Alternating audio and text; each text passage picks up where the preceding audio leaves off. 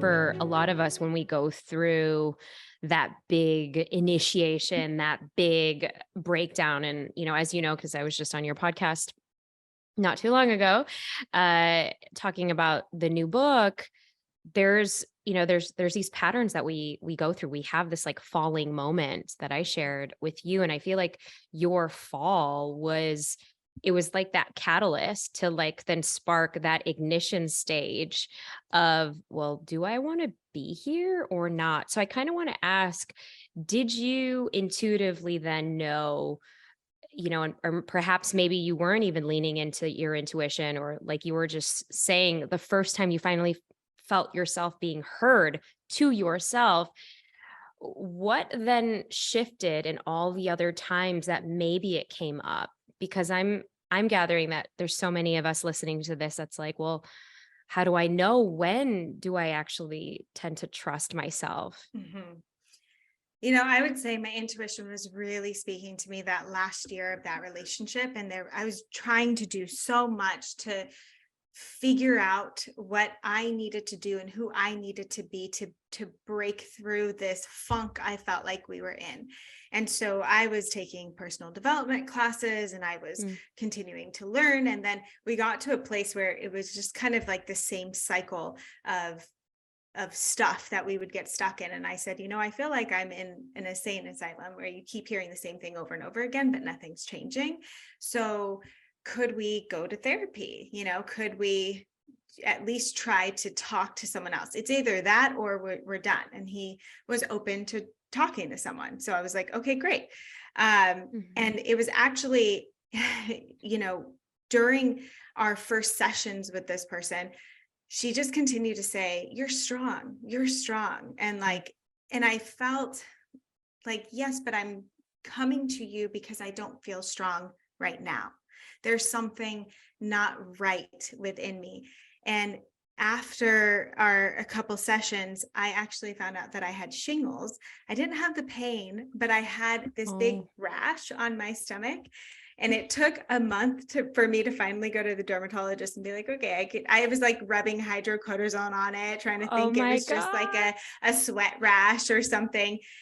And I went in and she was like, oh yeah, shingles. And I was like, there you go. There's like my body is finally coming out and speaking what I've been feeling inside. And so I remember going to the therapist and I said, you keep telling me I'm strong, but I feel like there's a little girl inside me that's screaming to be heard and no one is listening. Mm. And I remember just breaking down when I said that, because it was like, I'm trying here. I have offered, we don't have to be together or we can go to therapy. And yet this therapist is not listening to me. And I continue to feel like so unseen and so not heard.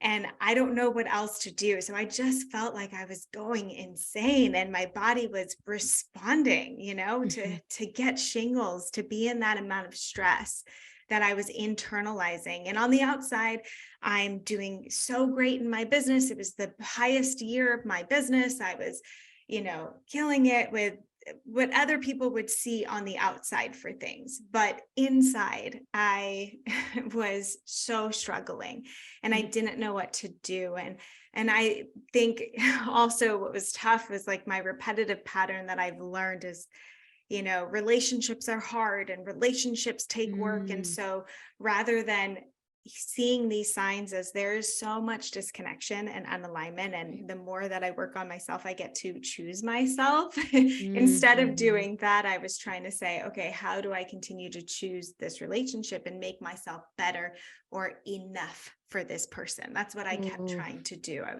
I'm not enough as I am, so let me try to be more. Mm. Well, I feel like you bring up so many incredible points because, the one thing you're saying is, all right, let's go fix it. Let's go talk to somebody else. Let's go Mhm. talk to a professional, whether it's a therapist or coach or, whatever. And you're saying, all right, I'm in for the work. But then you go into it and there's this therapist that's like not jiving with Yeah. you. That's so most people would be like, well, it's not just for me. But I feel like, did you then say, uh, y- can we go to somebody else that's going to like listen to me? Or at what point did that light bulb come on where you started to really, trust yourself? Because I think a lot of times people then have this bad experience with Mhm. a coach or a therapist, and then they don't want to go back. So what do you Yeah. say to that? It was definitely just a disconnection with the therapist, or maybe there was things being said on the other side, because also I think what was wrong is that she would have personal sessions with each of us and couple sessions, where I think what is best if you're going to do that is you should have your own therapist that you both see, and then a therapist that only sees you together, because there starts to be biases or things that are said where you're not in the room, and there's just a lack of neutrality, I believe, in that situation. And I think that's really what ended up happening. And I remember our last session, just her and he was really adamant on me going. And so I was like, okay, I'm going to give this one more try. But I was becoming more and more resistant, because every time I felt he would come to me after a session, there was more disconnection. And so I said, this doesn't feel like it's moving in the direction, and if that's the direction we should be going, then we should just break up, right? Because if there's more disconnection, I don't understand, what the purpose here is. Mhm. And so I decided to go see her one more time. And I remember she was bringing up situations where she was kind of proving why I needed to listen to her methodology, which was leave and move out for a month, pack up all my stuff and dysregulate my life to, make him miss me. And then he'll miss me and want to come back to me. And, and also with you trying to do your own business and do your own thing, that's really hard, because let's look at all these couples where it doesn't work like that. Like Oprah is the shining light, and this person is the shining light, and you have to be essentially less than in order to allow this other person to shine.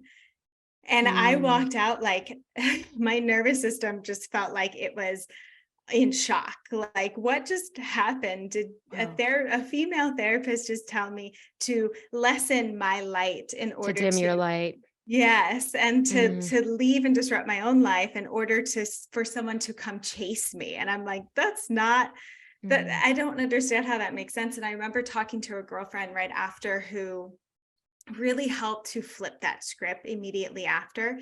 And she said, let's look at all these couples where they're both amazing. They're both doing their thing, and it's individual, and they're incredible. And so we started naming off all these other couples. And I was like, thank you for proving that it doesn't have to look the way that she's making it seem.